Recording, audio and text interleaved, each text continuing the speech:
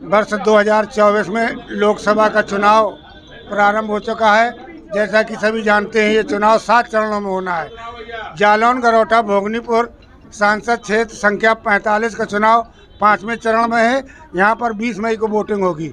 आज इस क्षेत्र से प्रत्याशी 5 बार तो शायद ये सांसद यहाँ रह चुके हैं, 6वीं बार फिर मैदान में आए हैं। एक ईमानदार प्रत्याशी के रूप में पहचाने जाते हैं भानु प्रताप सिंह वर्मा। आज कालपी कार्यालय का उद्घाटन हुआ है। वर्मा जी से हम जानना चाहते हैं, सर लगातार आप 6वें कार्यकाल है लोकसभा के लिए, आपने क्षेत्र के विकास में प्रमुख जो विकास किया उनमें से कुछ बताएं। पहले तो मैं आपका अभिनंदन करता हूं, स्वागत करता हूं कि आज उद्घाटन के समय आप यहाँ पधारे हैं कालपी में। और आपने विकास की बात की। आपने देखा होगा कितने साल से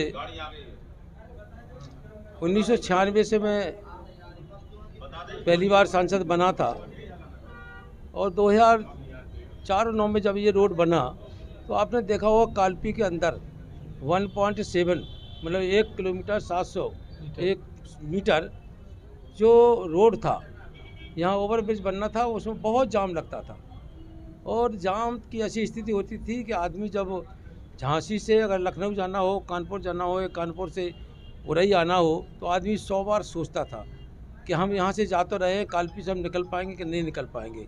आपने देखा होगा 2017 के बाद हम सब लोगों ने प्रयास किया, क्योंकि प्रदेश में भारतीय जनता पार्टी की नेतृत्व में येगू जी की सरकार आ चुकी थी।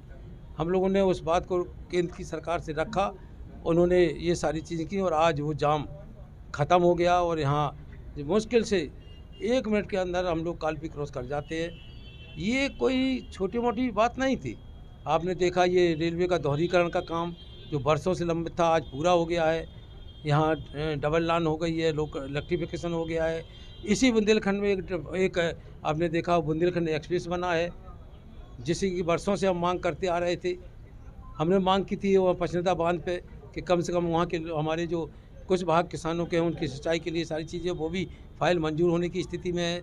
इस यहाँ एक हमारा केंद्रीय विद्यालय खुलना है, उसके लिए हम लोगों ने जगह भी देख रखी है, सारी चीज़ें हैं। चुनाव के बाद केंद्रीय विद्यालय भी खुल जाएगा। और यहाँ देखिए देश में सिर्फ 2 ही डिफेंस कॉरिडोर बनाए जा रहे हैं, देश में सिर्फ 2 ही। एक दक्षिण भारत में तमिलनाडु में बनाया जा रहा है और दूसरा उत्तर प्रदेश में बनाया जा रहा है। और उत्तर प्रदेश में यदि बनाया जा रहा है तो वो इसी लोकसभा के अंतर्गत बनाया जा रहा है। सर ने बहुत काम गिनाए हैं, बहुत काम किया भी है, लेकिन आज कालपी एक धार्मिक, ऐतिहासिक और पौराणिक नगर है। यहाँ पर विशेष समस्याएं, प्रमुख समस्या है यमुना जी घाटों को छोड़ चुकी है और कई ऐतिहासिक पौराणिक धरोहरें नष्ट हो रही हैं। पुरातत्व विभाग काम नहीं कर रहा है। श्रीमान जी, क्या भविष्य में इन योजनाओं पर आप कालपी की जनता को विश्वास देंगे कुछ?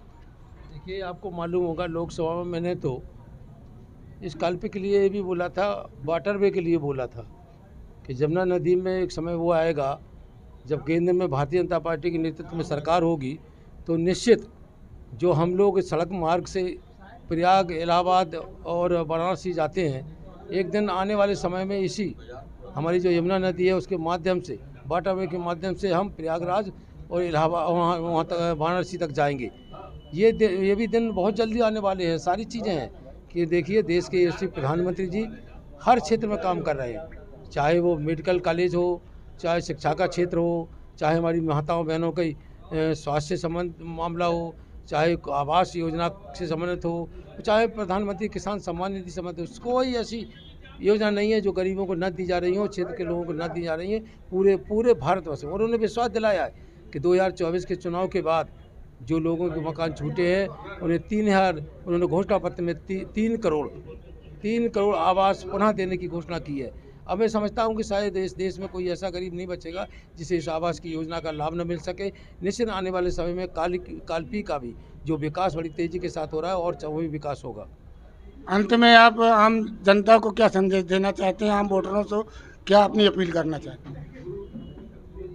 मैं जनता से यही अपील करता हूं कि देखिए केंद्र की सरकार और प्रदेश की सरकार ये कानून व्यवस्था के आधार पर बहुत उसने काम किया है प्रदेश की सरकार ने, और केंद्र की सरकार ने भी इन सारे कानून व्यवस्था पे काम किया है और विकास पे तो इतना काम किया है, चाहे आवास योजना हो, चाहे शौचालय योजना हो, चाहे उज्ज्वला योजना हो, चाहे आयुष्मान कार्ड जो 5 लाख तक का बीमा का पैसा है, निश्चित उन्हें बीमा करके दिया है, जिससे लोग कभी इलाज कराने से डरते थे, लगता था कि हमारा पैसा हमारे पास नहीं है, लेकिन ये आयुष्मान कार्ड के माध्यम से 5 लाख का बीमा लोगों को मिल रहा है, उससे वो इलाज भी करा रहे हैं और अपने को स्वस्थ कर रहे हैं।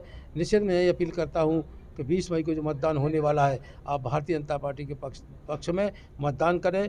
कमल के फूल के निशान के सामने जो मशीन का जो बटन हो उसे दबाएं और ज़्यादा से ज़्यादा बहुमत से इस क्षेत्र की लोकसभा सीट को भारतीय जनता पार्टी की झोली में डालें। इन्हीं शब्दों के साथ मैं सभी का अभिनंदन करता हूँ, स्वागत करता हूँ।